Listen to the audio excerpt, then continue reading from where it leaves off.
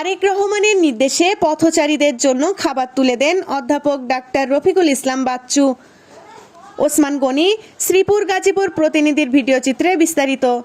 রাজনীতির মূল লক্ষ্য মানুষের পাশে দাঁড়ানো, এই বার্তা তুলে ধরতে শ্রীপুরে দরিদ্র ও পথচারীদের জন্য খাবারের আয়োজন করেছে বিএনপি।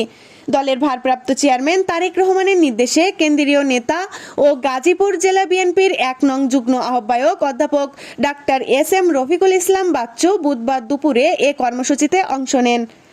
ঢাকা ময়মনসিংহ মহাসড়কের পাশের তরি রেস্টুরেন্ট প্রাঙ্গণে এ আয়োজন করা হয়।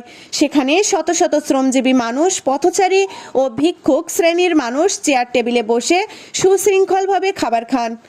স্থানীয়ভাবে পরিচিত তরি রেস্টুরেন্ট গত 4 বছর ধরে প্রতি বুধবার বিশেষ করে হাটের দিনে অসহায়দের খাবার খাওয়ান। রেস্টুরেন্ট কর্তৃপক্ষ জানায়, আমরা প্রথমে একাই শুরু করেছিলাম, এখন অনেকেই আমাদের পাশে দাঁড়াচ্ছেন, এতে মানুষের প্রতি মানুষের ভালোবাসা বাড়ছে। আয়োজন শেষে অধ্যাপক ডাক্তার এস.এম. রফিকুল ইসলাম বাচ্চু বলেন, রাজনীতির আসল উদ্দেশ্য মানুষের পাশে দাঁড়ানো। বিএনপির ভারপ্রাপ্ত চেয়ারম্যান তারেক রহমানের নির্দেশে আমরা আজ এখানে আছি। তিনি সবসময় চান বিএনপি জনগণের দুঃখ কষ্ট ভাগাভাগি করুক। তরি রেস্টুরেন্টের এই মানবিক উদ্যোগ প্রশংসার দাবিদার। বিএনপি মানুষের জন্য রাজনীতি করে, ক্ষমতার জন্য নয়। তিনি আরও বলেন, আমরা বিশ্বাস করি জনগণের জন্য রাজনীতি না করলে সেই রাজনীতি অর্থহীন। বিএনপি সবসময় মানুষের আস্থা ও ভালোবাসার রাজনীতি করবে।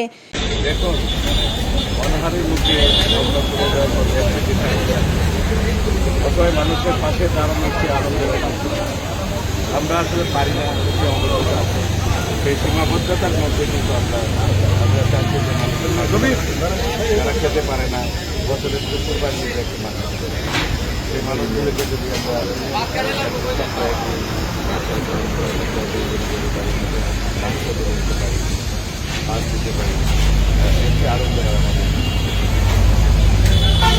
খাবার খেতে আসা এক বৃদ্ধ পথচারী বলেন, প্রতিদিন মানুষের কাছে হাত পেতে চলতে হয়, কিন্তু এখানে এসে মনে হয় আমরা ভিক্ষা করছি না, আমরা সবার মতো খেতে পারছি, এটা অনেক বড় সম্মান।